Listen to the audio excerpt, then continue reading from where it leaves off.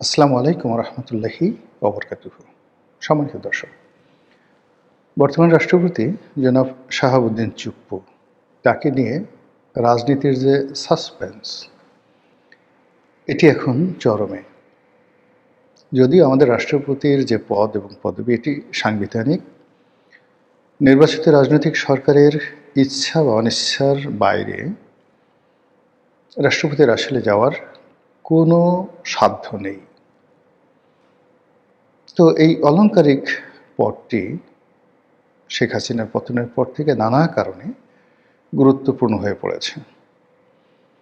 এই রাষ্ট্রপতিকে বাদ দেওয়ার জন্যে এবং এই রাষ্ট্রপতি পদে ডক্টর মোহাম্মদ ইউনূসকে বসানোর জন্যে বা আরও কেউ তাদেরকে বসানোর জন্য যে চক্রান্ত হয়েছে, বিশেষ করে হাদি হত্যাকাণ্ডের পরে যে পরিবেশ পরিস্থিতি তৈরি করা হয়েছিল, তারপরও এখনও রাষ্ট্রপতি শাহাবুদ্দিন চুপ্পু সাহেব যে বঙ্গভবনে আছেন, এটি রাজনীতিতে একটি বিস্ময়কর ঘটনা।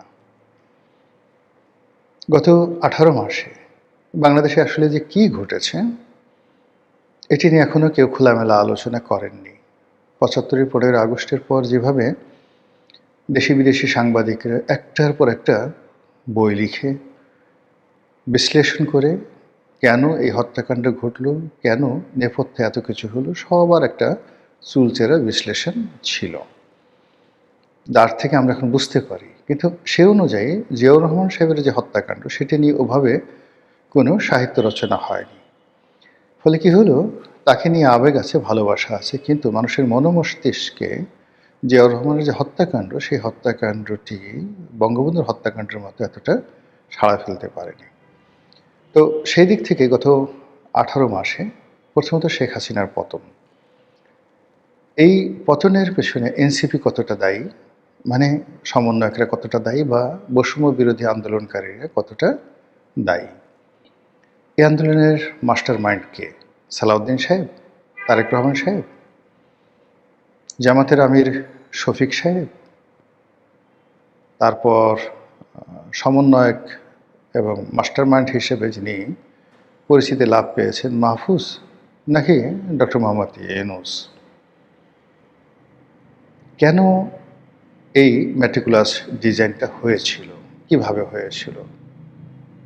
বিটিভি ভবন পোড়ানো, মেট্রো রেলে আগুন, তারপর সেতু ভবনে আগুন সহ মহাখালীতে যে তাণ্ডব চলেছিল, সায়দাবাদে যে তাণ্ডব চলেছিল, এবং গণভবন, বঙ্গভবন, ঢাকার রাজপথ, বিশেষ করে বাড্ডা, রামপুরা, মহাখালী, এই অঞ্চলগুলোতে যা কিছু ঘটেছে তার খুব অল্প আমরা জানি। মাঝে মধ্যে 2-4টি বিস্ফোরক কথা বের হয়ে আসছিল, যেমন ব্রিগেডিয়ার সাখাওয়াত সেই 7.65 বোরের যে রাইফেল, স্নাইপার রাইফেল, এই রাইফেল নিয়ে মুখ ফসকে কিছু কথা বলে ফেলেছিলেন। তো ঘটনা যাই হোক, শেখ হাসিনার পতন হয়েছে, 15 বছরের শাসক, দেশের বেশিরভাগ মানুষ রাজপথে নেমে এসেছে এবং ডক্টর মোহাম্মদ ইউনূসকে বরণ করে নিয়েছে। যেখানে যেখানে আওয়ামী লীগ ছিল, যেখানে যেখানে আওয়ামী লীগের নাম ছিল, গন্ধ ছিল, হোক সে ইউনিয়ন পরিষদের মেম্বার কিংবা মন্ত্রী অথবা রাষ্ট্রপতি, সব জায়গাতে বিক্ষোভকারীরা, আন্দোলনকারীরা তাদের সর্বশক্তি নিয়োগ করে মব তৈরি করা হয়েছে। সুপ্রিম কোর্ট থেকে শুরু করে সব জায়গাতে নজিরবিহীনভাবে বাংলাদেশের প্রধান বিচারপতি সহ অন্যান্য যে সকল বিচারপতিদেরকে নাজেহাল করা হয়েছে, নাস্তানাবুদ করা হয়েছে এবং তাদেরকে চাকরিচ্যুত করা হয়েছে বা তারা পদত্যাগ করেছেন। এটি আমার জানা মতে অন্য কোনো অসভ্য দেশে ঘটেছে আমি জানি না। যাই হোক, এত কিছুর পরে যে মানুষটি টিকে গেছেন, তিনি হলেন জনাব শাহাবুদ্দিন চুপ্পু। তাকে গত 18 মাসে বঙ্গভবন থেকে বের করার জন্যে, তাড়ানোর জন্যে, মেরে ফেলার জন্যে, পদচ্যুত করার জন্য, আরও অনেক কিছু, মানে যা ভাষায় বর্ণনা করা যাবে না, সর্বোচ্চ চেষ্টা হয়েছে। কিন্তু এখানে বিএনপি রাজনীতির যাকে বলা হয় কৌশল, সেনাবাহিনীর কৌশল, আমলাতন্ত্রের কৌশল, এবং যারা সেই ডক্টর মোহাম্মদ ইউনূসের কিচেন ক্যাবিনেটের সদস্য ছিলেন, তাদের মধ্যে মতদ্বৈততার কারণে আজকের দিনটি পর্যন্ত জনাব শাহাবুদ্দিন চুপ্পু সাহেব তিনি টিকে আছেন। এবং এই পৃথিবীতে মানুষদের মধ্যে যাদের সর্বোচ্চ সার্ভাইভাল পাওয়ার, আমার কাছে মনে হচ্ছে গত 17 মাসে উনি যে নিজের অস্তিত্ব বজায় রাখার জন্য যেভাবে উনি টিকে ছিলেন, যেভাবে উনি কথা বলেছেন এবং যেভাবে তিনি কৌশলী হয়েছেন ওই বঙ্গবন্ধু ভবনের ওই আবদ্ধ বাড়ি থেকে, যেভাবে তিনি সাংবাদিক মতিউর রহমান চৌধুরী থেকে শুরু করে অনেক সাংবাদিকদেরকে ডেকে তিনি বক্তব্য দিয়েছেন, কথা বলেছেন, বহু মানুষের সঙ্গে সম্পর্ক স্থাপন করেছেন ব্যক্তিগত পর্যায়ে, অনেককে তিনি নরম করে ফেলেছেন, অনেকের সঙ্গে তিনি সম্পর্ক স্থাপন করেছিলেন, এটা বলতে গেলে বিস্ময়কর। তো সেই শাহাবুদ্দিন চুপ্পু তিনি বিএনপি ক্ষমতায় আসার আগে নিজেই বললেন যে রাজনৈতিক সরকার আসলে তিনি চলে যাবেন, স্বেচ্ছায় পদত্যাগ করে চলে যাবেন। ঢাকা বিশ্ববিদ্যালয়ের ভিসি সাহেব তিনিও চলে গেছেন, আর অনেকে চলে গেছেন, দুর্নীতি দমন কমিশনের চেয়ারম্যান তিনিও চলে গেছেন।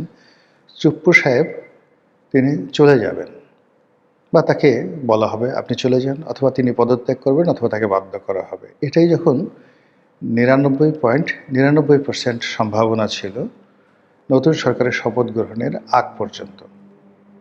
কিন্তু শপথ গ্রহণ করার পরে এখন 99.99% সম্ভাবনা দেখা দিয়েছে জনাব শাহাবুদ্দিন চুপ্পু ক্ষমতায় থেকে যাবেন বা তিনি মেয়াদ পূর্ণ করবেন, এরকম একটি কথা।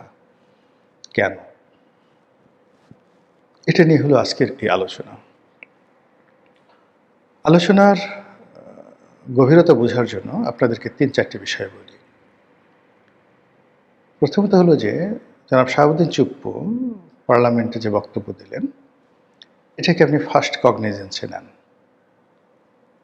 তাকে রাখা হয়েছে, পার্লামেন্টে নেওয়া হয়েছে মূলত জামাত এবং এনসিপি তাদেরকে উত্তেজিত করার জন্য।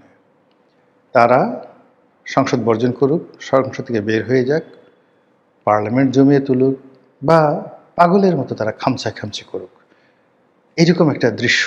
অথবা তারা বসে বসে নিজেরা যাদের সমালোচনা করেছে, সেই আওয়ামী লীগ কিংবা যাকে বঙ্গভবন থেকে বের করার জন্য সর্বশক্তি নিয়োগ করা হয়েছে সেই চুপ্পু, তো তাকে রাষ্ট্রপতির ভাষণের সময় দেখবেন, এটা জামাত এবং বিএনপির জন্য যে অবমাননাকর, যে মানে যাকে বলা হয় অস্বস্তিকর, এটা বিএনপির লোকজন চেয়েছে।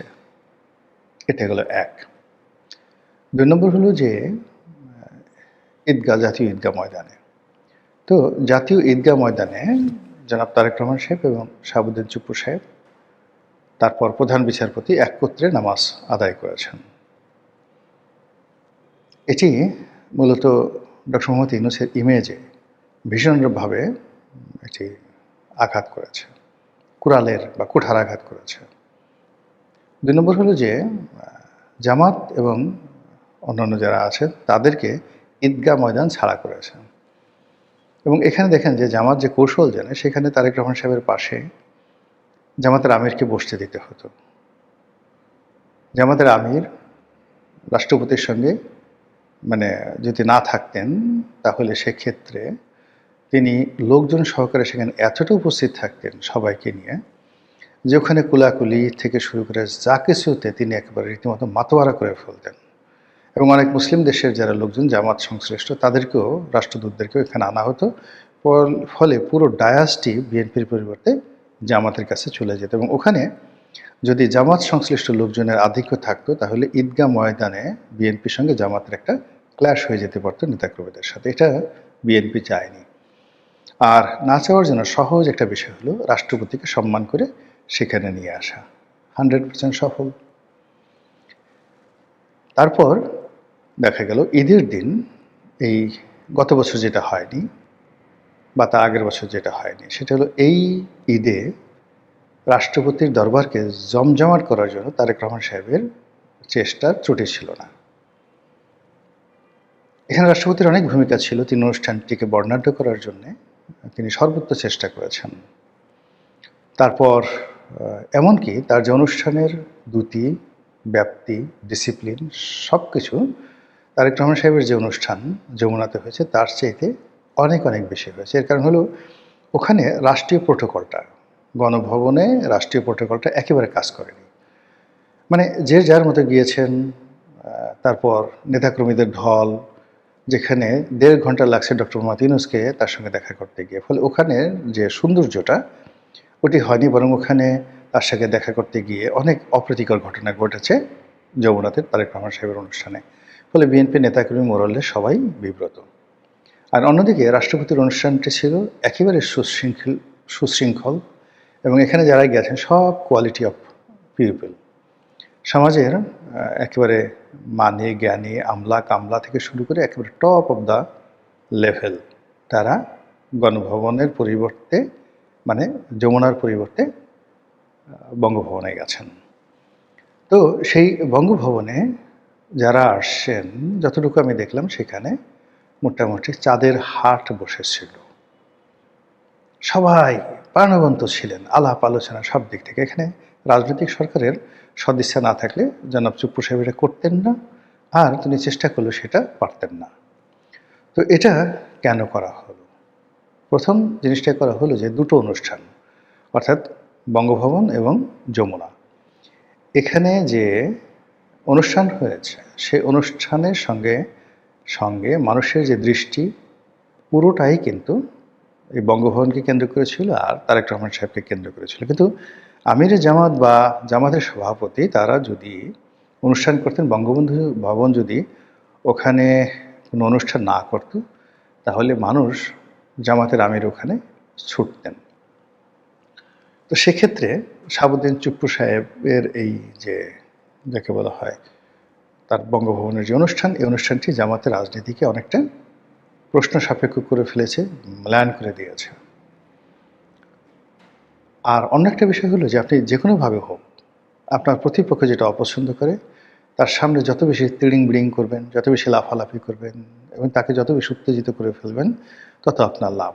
এবং বিএনপি জনাব চুপ্পু সাহেবকে দিয়ে এই কাজটি অনায়াসে যেভাবে করতে পারছেন, ওটি তাকে শত শত কোটি টাকা খরচ করেও জামাতকে এইভাবে উত্তেজিত, এইভাবে চুপ, মানে একেবারে চুপ করিয়ে দেওয়া এবং বিব্রত করা, এটা কোনো অবস্থাতেই সম্ভব ছিল না।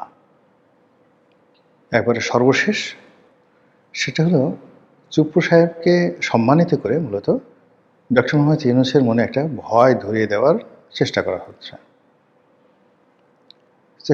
এটা যে যদি বিএনপির সঙ্গে ডক্টর মোহাম্মদ ইউনূসের কোনো সমঝোতা হয়ে থাকে বা মানে হওয়ার কোনো পসিবিলিটিস থাকে, সেখানে চুপ্পু সাহেবের এই যে উপস্থিতিটা, এটা তাকে ভীষণ রকম ভীত সন্ত্রস্ত করে ফেলবে।